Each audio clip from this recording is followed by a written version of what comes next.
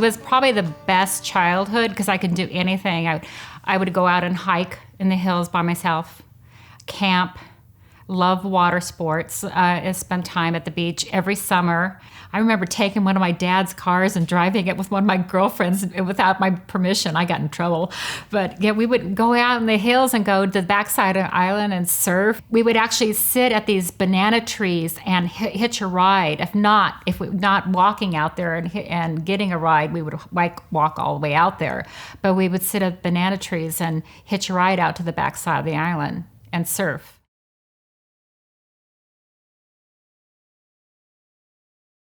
Dad would take us, he had a Boston whaler, one of his boats, and we would just book it down to the isthmus, or it would be Rippers. We'd stay at Rippers, and that would be one of our favorite coves to hang out at. White's Landing was another one. We would just anchor there, and Dad would dive for abalone there, just bring it back up, and we just lean over the boat and just pick him up and throw him in the boat.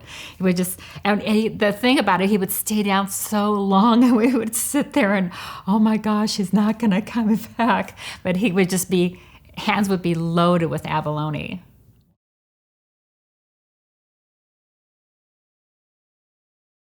I rode on the steamer quite a bit, and that was one of my favorite boat rides. That was during the summertime that they ran the steamer, and then later on they would run the smaller boats. But the steamer was fun. I'd run around the boat and spend time. We'd sit outside down at the bottom of the first deck. There was an outside seating area, so it was really nice to sit down there. And then later on we'd sit inside and listen to the bands play. There was one jazz band that I absolutely loved. And there was one player at the end of the jazz band that I had to always go and talk to. So he was one of my favorite people.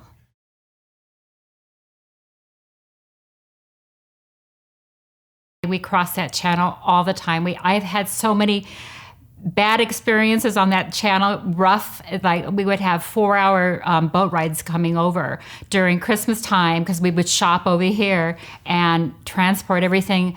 And I remember one trip on the boat, it's called the Magic Isle, and was an old flat bottom boat. I think it was built by it was the Wilmington family and the Bannings. And this thing was so old and smelly, we had to sit outside. It took 4 hours for us to get to the island. It was so rough.